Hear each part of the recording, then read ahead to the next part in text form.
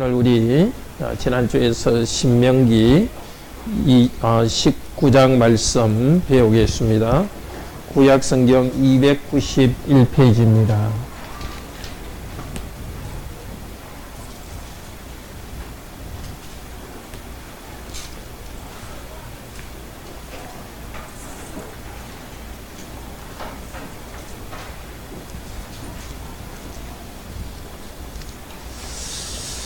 (291페이지) 신명기입니다. 신명기 전체 내용을 머리에 한번 넣어봅시다. 신명기는 전체 34장까지 되어 있습니다. 이렇게 뭘 외울 때에 이렇게 하나하나를 외우기보다 머릿속에 이렇게 방을 이렇게 쑥 이렇게 만들면 돼요. 방으로 이렇게 쭉 방이 있다고 생각해 봅시다. 34장인데 신명기는 전체로 방이 몇 개로 되어 있느냐? 크게 봐서 3개 방으로 되어 있습니다. 제일 첫 번째는 1장에서 4장까지. 이스라엘 백성이 지금까지 하나님과 관계 속에서 얼마나 서로 복된 관계를 살아왔는지 과거 이야기합니다. 세 번째 방에는 무슨 이야기 하겠어요? 당연히 앞으로 어떻게 복되게 서로 관계가 될지 그걸 31장에서 끝까지 이야기해요. 기억하겠죠? 1장에서 4장, 31장에서 끝까지. 가운데 있는 5장에서 29장, 그게 율법의 내용이에요. 구체적 율법 내용. 근데 그것도 반으로 나눠져요. 하나님과 이제 언약을 맺었기 때문에 구체적으로 어떻게 해야 될지 하는 것이 5장에서 26장까지예요. 이런 조항들. 이제 하나님과 백성이 새롭게 됐으니까 5장에서 26장이고, 그 다음에 27장에서 37장은 순종하면 복받고 순종하지 않으면 저주받는다, 그 이야기를 해요. 이게 두 나라 동맹국가끼리 서로 큰 나라하고 작은 나라가 자 내가 너를 보호해 주겠다 할 때 원래 맺는 이게 조약의 그런 문서 양식이 그래요. 우리나라하고 미국하고 동맹 맺을 때도 그렇게 하겠죠. 자 지금까지 한국과 미국은 좋은 관계 속에 왔습니다.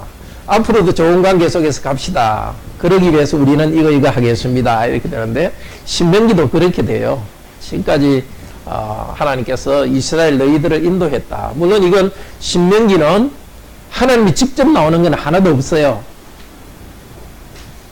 출애굽기는 하나님이 직접 나타나요. 신명기는 전에 하나님이 나타났던 걸 가지고 모세가 다시 설교를 하면서 다시 이제 언약을 맺는 거예요.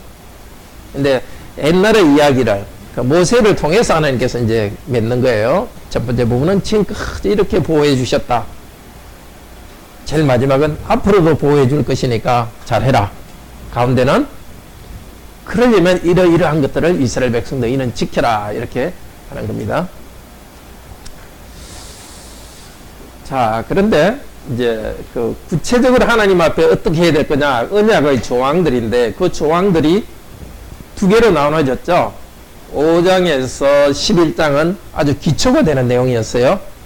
근데 12장부터 우리 지난주부터 배웠던 12장부터 26장까지는 그런 그 기본적인 것을 구체적으로 어떻게 적용할 것인가에 관한 거예요. 기본적인 게 뭐냐면 10계명이거든요. 10계명을 구체적으로 적용할 때 막 복잡한 게 이런 상황이 있거든요. 그럴 때 어떻게 적용하라는 내용이에요. 12장부터가 내용이거든요. 근데 이것도 우리가 기억하기 쉽게 했어요. 옛날 이스라엘 아이들도 여기 여러분 청소년들처럼 배우기를 좋아했거든요. 그래서 외울 때 외우기 쉽도록 이렇게 딱딱 편하게 이렇게 해놨어요. 자, 12장부터 26장까지가 구체적으로 해야 될 일인데 그것도 반으로 딱 쪼개기 위해서 가운데 뭐가 들어가 있어요. 가운데 들어가 있는 게 뭐냐면은 17장, 18장에 뭐가 들어가 있어요. 17장, 18장은 직분자에 대해서 이야기해요. 직분자. 구약의 3가지 직분이 뭐죠? 중고등학생 한번 대답해 볼까요? 크게 왕, 또 민족 크게 여기 봐요. 아는 것 같은데? 그렇죠. 왕, 제사장. 하나는? 오이 잘했어요. 왕, 제사장, 선지자. 그 직분을 갖다 17, 18장까지 이야기하고 그래서 앞쪽과 두 개로 나눠지는 거예요. 그러니까 앞쪽에 12장에서 16장까지는 어떻게 하나님을 바로 섬기고 하나님께 예배할 건가를 이야기해요. 10계명도 그렇죠. 1계명에서 4계명까지는 어떻게 하나님을 예배할 건가를 이야기하죠. 자, 다시 생각해 봅시다. 12장에서 16장까지는 어떻게 하나님을 바로 예배할 것인가. 17, 18장은 직분, 이 일이 잘 일어나도록 직분자를 하나님이 세우시고, 19장에서부터 26장까지는 뭐겠어요? 그러니까 10계명의 두 번째 부분, 19장에서 26장은 어떻게 서로 사랑할지, 그 5계명부터 10번째 계명까지를 어떻게 적용할지를 가르쳐요. 이건 참 중요해요. 우리도 살아갈 때, 와, 그럼 이때 어떻게 해야 되느냐. 그때 기도하면서 10계명을 생각하면 여러 가지가 딱 적용돼서 이게 딱 이렇게 살아가는 걸 가르쳐 주는 거예요. 그러니까 이 이스라엘 백성도 살아갈 때 힘든 일이 이런 경우만 있는 게 아니라 여러 가지 경우가 있었는데 몇 가지 경우를 이렇게 자꾸 배우면은 그걸 가만히 묵상하고 적용하면 다른 데도 적용할 수 있는 거예요. 지금은 우리가 배우는 내용도 우리하고 관계없는 게 아니에요. 그때 이스라엘 백성이 10계명을 따라서 하나님 앞에 살아갔던 이런 식으로 생각하라 하는 사고방식이 있죠. 생각의 방식을 배워가지고 지금도 그렇게 적용하라는 것입니다. 자, 근데 지난주 배웠던 것 중에 조금 주의할 거 한 두 가지가 있는데요. 피를 먹지 말라, 신명기 12장에 보면 있었거든요. 근데 지금도 우리 피 먹으면 안 될까요? 저는 사실 선지국 좋아하거든요. 근데 피 먹어도 되느냐 안 되느냐, 지금 먹어도 되는 거죠. 이걸 의식법이라 그래요. 따라해 볼까요? 의식법. 그거 반대로 되는 게 도덕법이에요. 구약에 있는 법 중에서 세리모니얼 법. 세리모니 뭐죠? 이게 축구 경기하고 이겼을 때 막 자기 세리모니 하는 거 있죠? 세리모니는 정해진 거 아니에요. 자기가 하고 싶은 대로 하는 거예요. 근데 하나님께서는 구약 시대에는 그런 세리모니 만들어가지고 그거 가지고 도덕을 가르치기로 한 거예요. 근데 살인하지 말라, 간음하지 말라 이런 것들은 도덕법이기 때문에 항상 지켜야 돼요. 근데 피를 먹지 말라는 것은 세리모니 법이에요. 왜? 살인하지 말라는 걸 가르치기 위한 세리모니예요. 또 하나는 생명은 하나님께 있다는 것을 가르치고 하나님께만 생명을 바치도록 하는 세리모니예요. 그러니까 지금은 피 먹어도 돼요. 그러니까 하나님이 어떤 율법도 법도 이렇게 개정하는 거예요. 바꿨는데도 그대로 지키는 사람들이 안식교예요. 그걸 그대로 지키면 이단이 되는 거예요. 구원의 본질적인 것도 아닌데 꼭 지켜야 된다 하면. 10계명과 11조도 마찬가지입니다. 11조를 구약시대는 그대로 해야 됐었어요. 1년에 자기 10분의 1을 반드시 바쳐야 되고 3년마다 11조 또 바쳐야 돼요. 3년마다 바치는 것은 구제헌금. 지금은 하나님께서, 근데 구약은 11조도 또 세리모니가 또 거기 있었던 거예요. 그렇지만 세리모니 안에 들어있는 것은 뭐냐면은 하나님을 섬기고 이웃과 물질을 나누라는 그걸 율법을 지키도록 하기 위해 세리모니를 준 거예요. 신약 시대는 어떻게 되느냐? 우리 11조라는 말은 써요. 그죠? 구약 11조하고는 달라요. 정확히 해야 됐지만 지금은 10분의 1만 하는 게 아니라 10분의 5를 해도 돼요. 하나님 은혜의 시대니까 지금은 알아서 풍성히 자발적으로 하도록 했어요.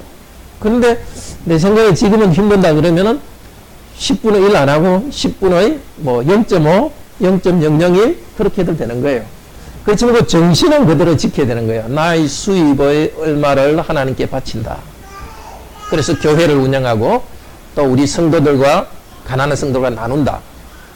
구약 성도도 11조의 가장 중요한 이유가 성전을 관리하고 제사장과 대위인들을 살해주기 위해서니까 지금도 교회 하는 헌금의 제일 중요한 것은 우리 교회당 관리하고 또 목사 살해, 또 앞으로 목사 후보생 살해 이런 거 하는 거고, 두 번째는 가난한 성도들 돕는 거 두 가지예요. 그러니까 그런 조항에 딱 매이면 안 되고 이제 신약 시대는 참 더 감사함으로, 더 은혜로, 더 자발적으로 해야 돼요. 그런 자유를 주셨다고 해가지고 마음대로 하면 안 되겠죠. 자유를 주셨으니까 더 하나님과의 관계 속에 살아가야 되겠죠. 자, 이제 오늘 19장에서 25장까지는 5계명 이후에 구체적으로 우리가 살아갈 때 어떻게 살아야 될지를 가르치고 있습니다. 자, 19장 봅시다. 19장은 살인하지 말라는 것과 관련된 그런 내용이에요. 자, 1절에서 13절은 뭘 두라 그랬어요? 도피하는 성을 주라. 이렇게 도피하는 성을. 지금 가나안 그 요단강 동쪽에 있거든요. 동쪽에 이미 도피성 3개를 만들었어요. 근데 저쪽에 이제 요단강 건너서 서쪽에 가거든. 거기서도 도피성 3개를 만들어라 그래요. 무슨 목적으로? 무슨 목적으로?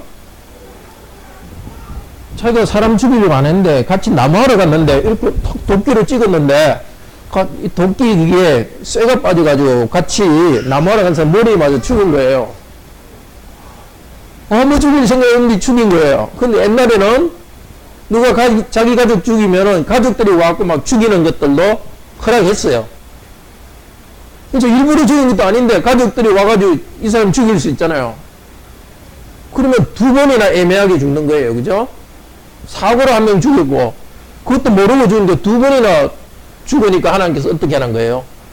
2번째 살인을 막기 위해서 어떻게 하냐면은 빨리 도망하도록 했어요. 그 도피성이에요. 그 안에는 제사장이 있는데 그 안에 들어오면은 아무리 힘이 있어도 가족이 못 들어오게 했어요.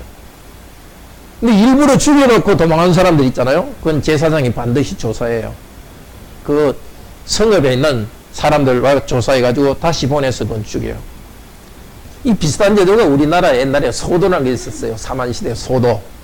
그 제사장 있는 그곳에는 아무도 들어가지 못하는 이 고대의 어떤 문화 중에 그런 게 있었어요.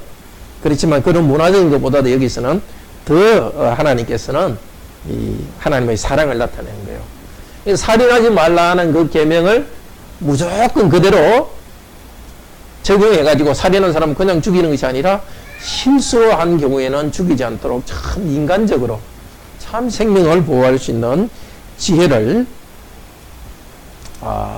주신 거예요. 자, 알겠죠? 우리도 이제 이런 어려운 일이 생겼을 때 말씀을 잘 생각해야 돼요. 누가 잘못해서 피해를 줬다 해갖고 무조건 보복하면 안 되는 거죠. 고의로 하지 않았는데 의도가 없는데 그렇게 했으면 그것을 용서해 줘야 되는 거예요. 그리고 어떤 사람에 대해서 잘못된 소문이 났을 때도 그냥 잘못했으니까 그 사람 잘못했다 이렇게 하는 게 아니라 동기나 상황을 잘 살펴야 되는 거예요. 자, 14절에는 하나님께서 주신 땅의 뭘 옮기지 말라 그랬어요? 지계표. 지계표가 뭘까요?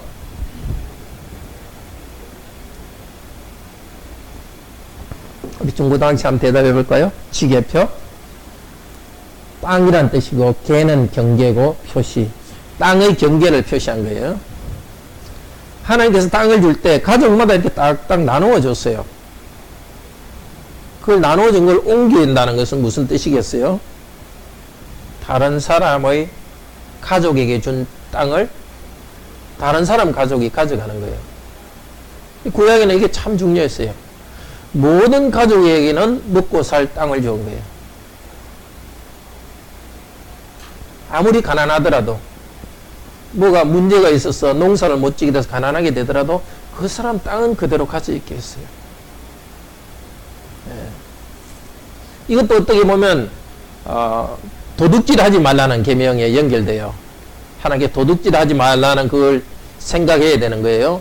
내가 농사를 잘 지어서 재산이 많다고 해가지고 다른 사람의 땅을 사와가지고 그 사람의 땅을 뺏어가서는 안 되는 거예요. 그 사람이 먹고 살 수 있는 것을 뺏어오면 안 되는. 우리도 살아갈 때 그걸 생각해야 되는 거죠. 내가 힘이 있고 재산이 있다고 해가지고 가난한 사람을 어떻게 싹 해가지고 그 사람 것을 뺏어오면 안 되는 거죠. 여러분이 이제 큰 회사를 하거나 아니면 직장에서 일할 때도 경쟁 관계에 있을 수 있어요. 경쟁 회사와 싸워 이겨야 되지만은 그 회사를 완전히 망하게 해가지고 가족이 그냥 뭐 부도가 나고 그래서 비참하게 살게 이렇게 만들어서는 안 되는 거예요. 경쟁하더라도 그 사람 가족이 살 수 있도록 항상 자비를 베풀어 줘야 되는 거예요.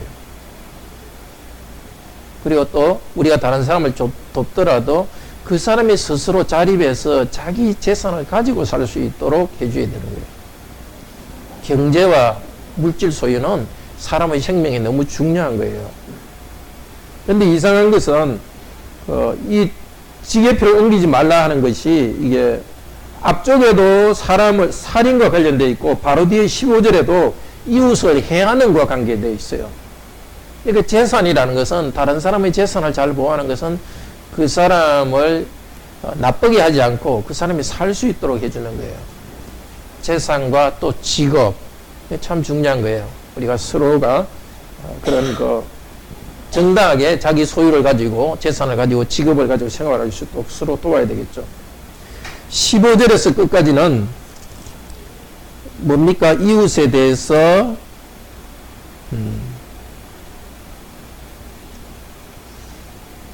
어떤 사람이 죄를 지었다 이야기할 때는 두세 명의 증인으로 하고 16절 읽어봅시다. 만일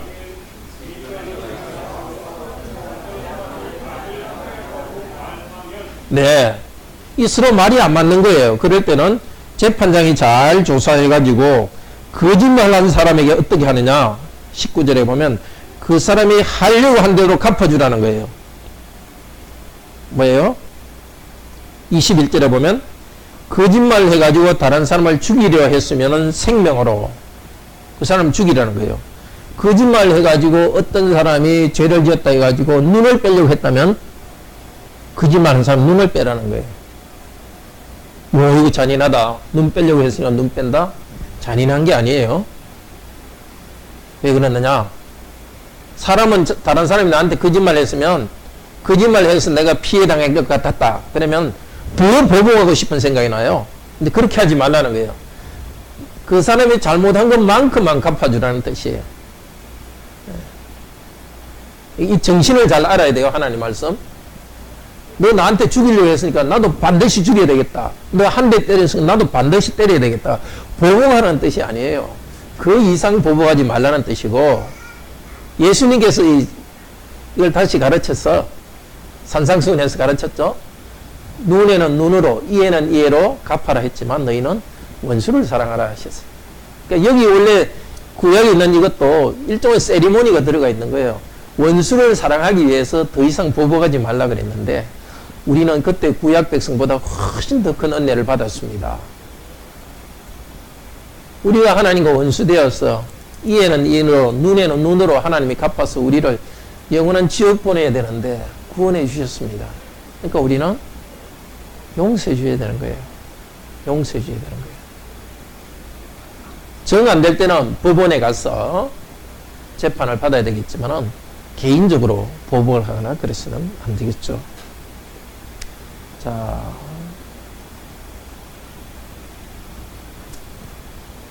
19장에는 주로 뭐에 대해서요? 살인하지 말라는 계명을 어떻게 이렇게 생활 가운데 지킬 것인가 하는 겁니다. 20장 제목 읽어봅시다. 전쟁에도 스며드는 하나님의 성품에 기초한 인간성. 자, 1절에서 9절은 자, 전쟁에 나갈 때 어떻게 해야 되느냐 하는 것입니다. 1절에 보면은 모세가 지금 말해요. 여러분은 전쟁에 나가서 두려워하지 말라.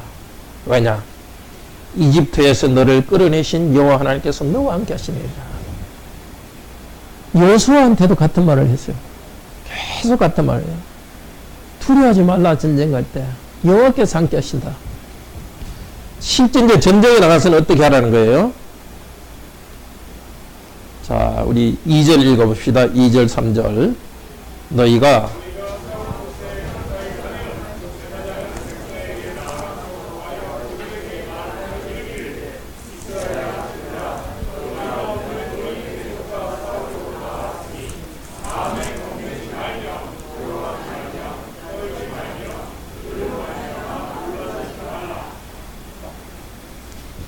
사절 읽읍시다.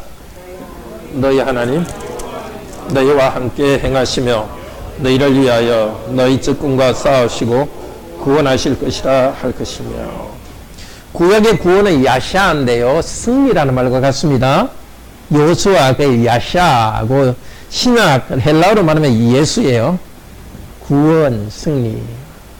반드시 승리하게 한다고 하나님 약속하시는 거예요. 두려워하지 말라는 몇 번이나 말하죠?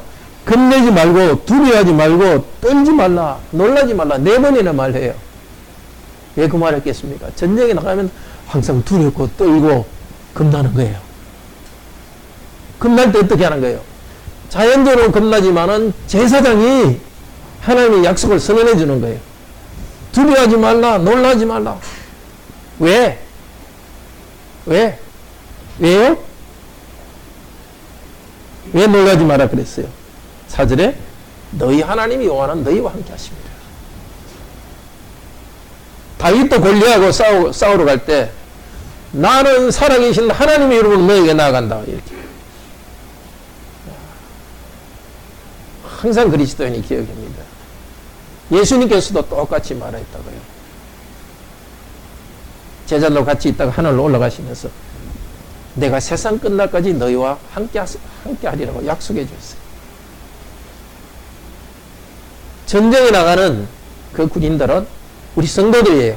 오늘도 예배드리고 나면 6일부터 또 전쟁에 나가요. 사탄이 우리를 공격하고 또 악한 사람이 우리를 공격하고 우리 안엔 게으름이 또 우리를 공격하고 죄가 공격할 때 어떻게 해야 되겠습니까? 오늘 말씀 잘 들어야 돼요. 목사는 제사장과는 다릅니다. 그렇지만은 말씀이 오늘 여기 선포되고 있는 거예요. 오늘도 우리 김재인 목사님 말씀을 선포할 때 잘 들어야 돼요. 여러분이 두렵고 떨리는 줄 알기 때문에 오늘도 목사를 통해서 하나님 말씀을 주시는 거예요. 오늘 자세히 보세요. 1절에서는 모세를 통해서 하신 그 말씀인데 전쟁 바로 전엔 제사장이 꽃 같은 말을 하는 거예요. 그러니까 오늘 그리고 주일마다 목사가 선포하는 말씀은 여호와께서 항상 하시는 말씀을 지금 선포하시는 거예요. 사실은 비슷한 말이에요. 너무 특별한 말을 하면 거기 미단으로 나가는 거예요. 복음 내용을 계속 반복해서 전하는 거예요. 복음의 핵심은 뭐냐? 죄로부터 승리하게 해주시고 이 땅에 두려운 가운데 승리하게 해주신다는 거예요. 그리스도인은 마음속에 두려움은 일어나요. 누구든지. 아무리 담대한 사람은 두려움이 있어요. 두려움이 있지만은 믿음으로 잡고 나갈 때 두려움을 이기는 거예요. 나는 두렵다고 주저앉는 것은 믿음이 없는 태도예요. 두려운 것은 문제가 아니에요. 누구든지 두려움이 있어요. 문제는 두려운 것에서 어떻게 반응하느냐 하는 게 중요해요. 두렵다고 해가지고 그냥 두려움에 종이 돼가지고 아유 무서워라고 주저앉으면 안 되죠. 결국 이게 어떻게 반응해야 되느냐? 내 생각대로해서는 안 되고 말씀의 약속을 붙잡아야 되는 거예요. 예? 그런 두려운 마음이 생각했던 감정에 따라가면 안 되고 주님께서 하신 약속을 붙들고 나가야 되는 겁니다. 자, 그 다음은 뭐냐? 전쟁에 나갈 때 집을 지었는데 집을 아직 집에 살지 못한 사람이 있어요. 그러면은 돌려보내요. 포도를 지었는데 아직 포도를 못 따먹은 사람 돌려보내요. 왜 그러느냐? 전쟁하는 목적은 우리 재산을 보호하기 위해서인데 자기 새롭게 만들어 놓고 자기 가진 거 못 누리면 안 되는 거예요. 일단 그 사람들은 누리도록 해주는 게 이게 전쟁에 나가는 이 공동체의 의무예요. 왜 위험한데 너는 안 가느냐 이런 게 아니라 우리 공동체 전체가 정말 땅을 정복하고 행복을 누리도록 하는 것이기 때문에 당신의 행복을 누리시오. 우리는 이미 그걸 누렸으니까 혹시 전쟁에 죽더라도 괜찮아요. 주로 젊은 사람들이겠죠. 그 다음에 특히 결혼하고 아직 신혼 초에 있는 사람들은 집에 가서 아내와 즐겁게 지내십시오. 우리나라는 이 문제예요. 그러면 주로 결혼할 나이쯤 된 이 사람들이 군대에 다 가는데 하여튼 내 듣기로 우리나라도 애기 2명 있으면 군대 안 간다고 들었는데 맞는지 모르겠어요. 예, 뭐 그런 게 있다 그래요.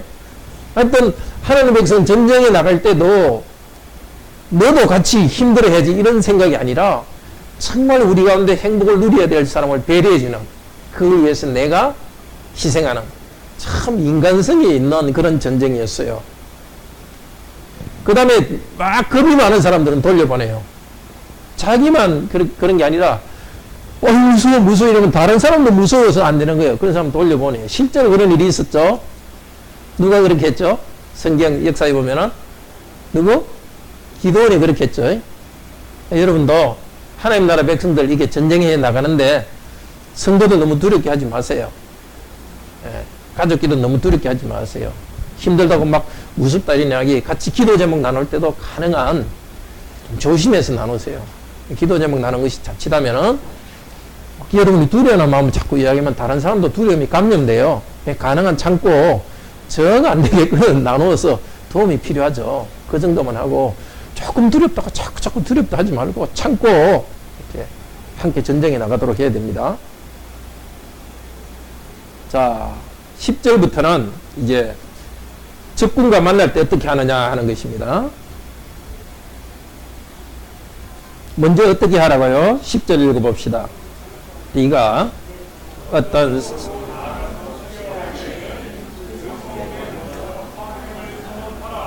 전쟁을 와서 무조건 죽이지 말고 자 너희들이 항복하면 살려준다 우리 평화롭게 살자 이렇게 하면 싸우지 않고 평화를 누리라는 것이에요. 그렇지만은 모든 나라와 평화를 누리는 게 아니라 16절부터는 보세요. 읽어봅시다. 16절 오직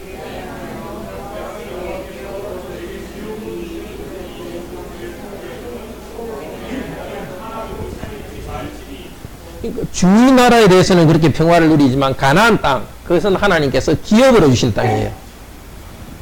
그 기업에 있는 사람들은 17절에 보면 진멸하라 이렇게 진멸하라. 진멸하는 것은 하람인데 하람 이렇게 출애굽기 보면 호르마라는 지역이 나와요. 그 하람이란 뜻은 뭐냐면은 하나님께 번제로 바쳐졌다는 뜻이에요. 하나님께서 정했어요. 가나안 지역에 있는 이 모든 백성들은 하나님께서 불로 태워서 번제로 하나님께 바친다는 거예요. 죄가 너무 많기 때문에 그 사람들이 죄와 우상숭배가 하나님 이스라엘 백성이 감염됐기 때문에 보호하기 위해서고 그래서 다 태우는 걸 하나님께서 번제로 받으시듯이 기뻐하는 거예요. 그러니까 하나님이 그렇게 그때 그렇게 정한 거예요. 그 지역에 대해서는 그렇게 해야 돼요. 두 가지를 다 잘해야 되겠죠. 완전히 죽이라는 지역에 남겨두면 안 되겠고 또 평화를 멸리라는 지역에도 무조건 막 잔인하게 죽였으면 안 되겠죠. 오늘날 우리에도 이게 적용됩니다. 가나안 땅, 약속을 진 가나안 땅, 그거는 어디겠습니까? 우리 교회고 여러분의 가정입니다. 그 안에는 어떠한 악도 있어서는 안 돼요. 모든 최선을 다해서 죄악을 없애버려야 돼요. 그러나 직장 생활이나 우리나라 이렇게 문제에 대해서는 교회만큼 여러분 가정만큼 그렇게 깨끗하게 할 수 없어요. 그래서 일반 사회에 대해서 우리가 가져야 될 자세는 평화롭게 사는 거예요. 가능한 하나님의 뜻대로 누리지만 평화롭게 사는 거예요. 예를 들면 좋은 뜻으로 장성이 뭔지 알죠? 옛날에 10년 전이니까 장성 목을 막 기독교인들이 자르는 경우들이 있어요. 절에 가가지고 막 절 파괴하는 경우도 있고 그건 안 되죠. 평화롭게 살아야 되는 거예요. 그래서 항복하라 이렇게 전쟁 때 항복하라 말한 거죠. 그건 전도죠. 설득해가지고 전도해야지 그것도 막 파괴하면 안 되는 거예요. 자, 19절에는 전쟁 때 나무들 다 불태우지 말라는 거예요. 과일나무 이런 건 다 남겨두고 과일도 안 나오는 그런 나무들을 베가지고 이게 성 부술 때 이렇게 하라는 거예요.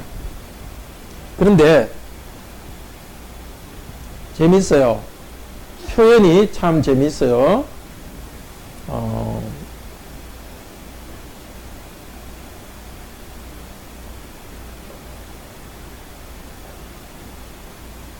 네, 나무들이 사람이냐 그렇게 하는 게 있는데 제가 잘못 봤나요?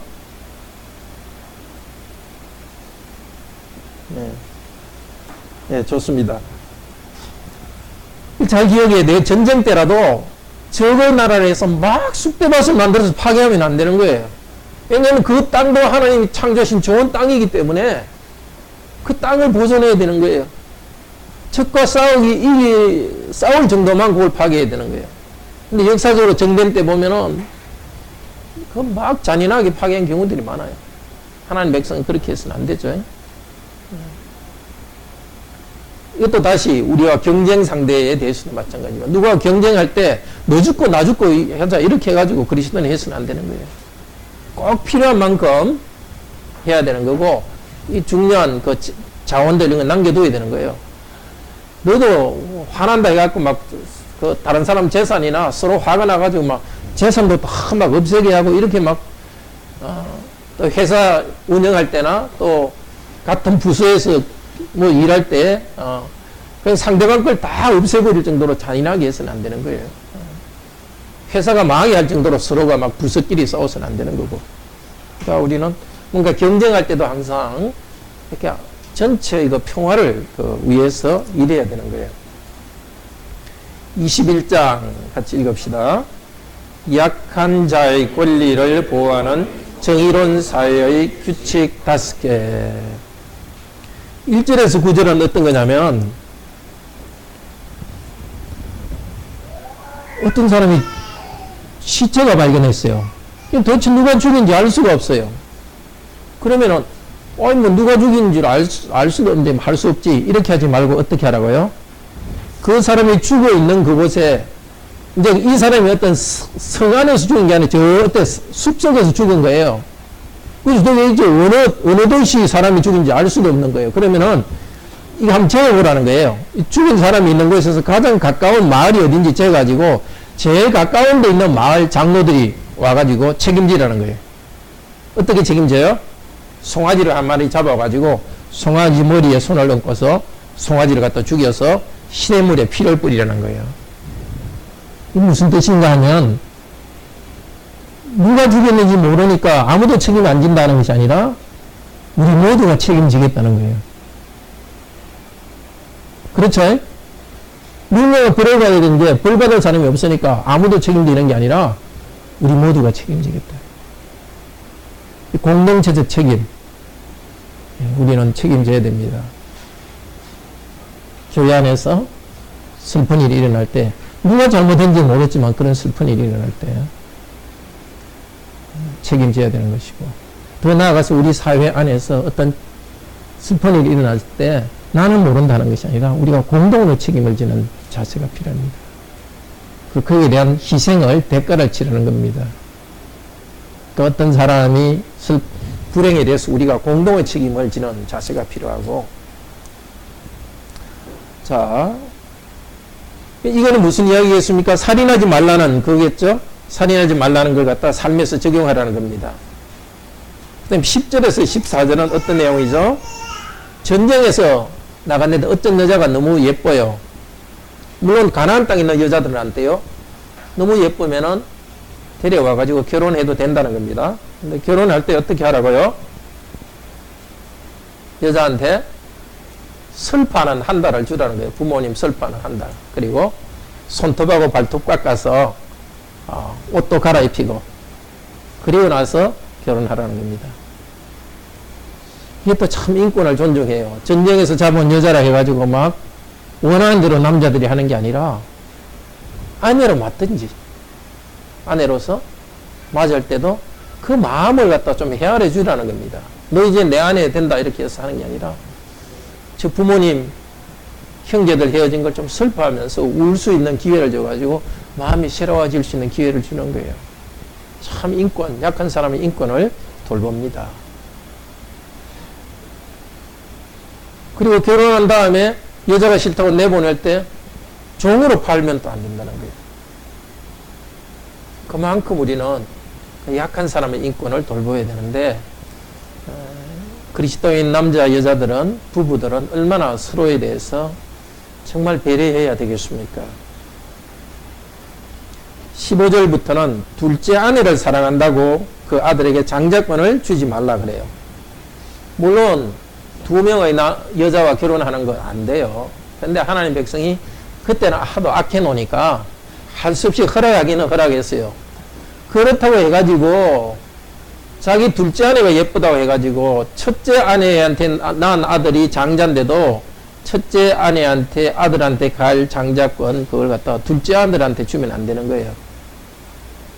이것도 간음하지 말라는 것과 도적질하지 말라는 그 계명을 지키라는 거예요. 아무리 내가 둘째 아내가 더 사랑스럽다 하더라도 하나님이 정하신 법대로 지키라는 겁니다. 자, 그 다음에 이야기하는 게 뭐죠? 18절에서 21절. 어떤 게 뭡니까? 부모 말을 계속 안 듣고 계속 술 먹은 사람은 장로들한테 데려가가지고 21절 읽읍시다. 21장 21절. 그 성읍의 장로들에게 말하기를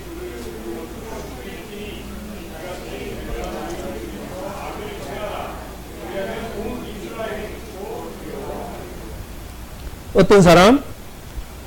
아들이 완악하고 폐역하여 방탕하여 술만 먹고 부모님 말 안 듣는 사람. 요즘으로 치면 초등학교 1, 2학년 그런 아이를 말할까요? 술 먹고 방탕한 걸 보니까 나이가 아마 청소년쯤 지낸 것 같아요. 한 16, 17 이상인 것 같아요. 어릴 때는 말 안 들어도 자꾸 뭐 매도 들고 이렇게 하지만은 이제 크면은 매를 들 수도 없고 그런데 계속 술 먹고 계속 부모님 말 안 듣고 이만하다는 것을 부모님께 막 대드는 거예요. 이런 경우 어떻게 하냐? 아버지가 너무 화가 나가지고 막 이제 더 이상 때리는 나이도 아닌데 아들을 때릴 수도 있고 막 잘못하면 애가 상할 수도 있고 아들하고 아버지가 싸울 수도 있고 큰일 나겠죠. 그래서 어떻게 하냐면은 그 성읍 장로 그냥 지역의 재판소예요. 말마다 그런 그 나이 든 사람들이 장로들이 있어서 데리고 가지고 말하는 거예요. 이 아들은 완악하고 폐악해서 말을 듣지 않습니다. 이렇게 해서 장로들이 그게 사실이다. 그러면은 그 아이를 돌로 쳐 죽이라. 그 청소년 이상의 청년을 돌로 쳐 죽이라 그랬어요. 21절에 너희 중에 악을 제하라 이스라엘이 듣고 두려워합니다. 이거는 그 두 사람 가정의 문제가 아니라 교회 공동체의 문제예요. 교회 공동체 안에 그 악이 없어져야 되고 그렇게 그런 일이 있다는 걸 알 때 다른 집 청소년이나 청년들도 그렇게 반항적인 것을 버린다는 거예요. 이것도 공동체가 얼마나 중요한 걸 가르치고 있어요. 그리스도인의 가정은 하나님 나라 백성이고 하나님 나라의 백성이라는 것은 구체적으로 교회 안에 있는 거예요. 그래서 자기 가정이라고 해가지고 마음대로 해서는 안 되고 하나님이 정한 대로 부모에게 순종하라는 명령에 그대로 따라야 되는 규칙은 대한민국 이 헌법은 모든 국민이 지켜야 되듯이 하나님 나라 이 법은 모든 하나님 백성이 지켜야 되는 거예요. 가정이 안 지킬 때는 교회가 그것을 바로 잡아야 되는 거예요.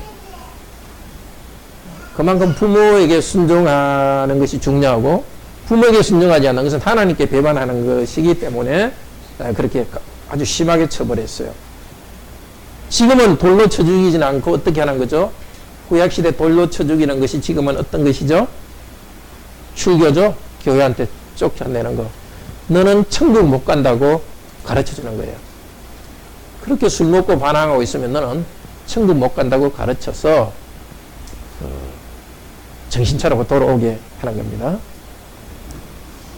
청소년 여러분들 잘 기억하세요. 부모님에 대해서 항상 순종해야 됩니다. 부모님이 잘못이 있더라도 순종하면서 또 부모님이 잘못이 있다고 생각하면 조용히 이야기하면서 순종해야 되는 거지 그냥 반항하고 이렇게 하면은 하나님이 싫어하십니다.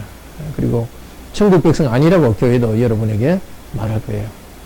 지금 이렇게 한 이유는 하나님께 순종하며 참 행복한 가정을 만들도록 하기 위해서입니다. 함께 기도합시다. 감사합니다. 오늘도 이 말씀 우리에게 주셨습니다. 하나님 나라 백성들은 구체적으로 예배할 때 바로 하나님 정하신 뜻대로 예배하게 하셨습니다. 살아갈 때도 사람 편리대로 하는 것이 아니라 살인하지 말고 간음하지 말고 도둑질하지 말고 거짓 증거하지 말고 이것을 구체적 상황에 잘 적용하도록 하셨습니다. 또 개인적으로 뿐만 아니라 공동체가 책임지도록 했습니다. 주님, 우리가 서로의 생명을 보존하고 지키는 일을 공동체적으로 책임지게 하소서. 또 서로의 가정을 세우는 일을 각자의 가정이 힘쓰지만은 또 교회가 함께 서로의 가정을 세울 수 있도록 도우소서. 비록 우리와 경쟁하는 사람에 대해서도 잔인하게 대하지 않고 그 사람의 가정을 유지하고 살아갈 수 있도록 자비로움으로 대할 수 있도록 하소서. 주 예수 그리스도 이름으로 기도드립니다. 아멘. 이렇게 예배 준비하겠습니다.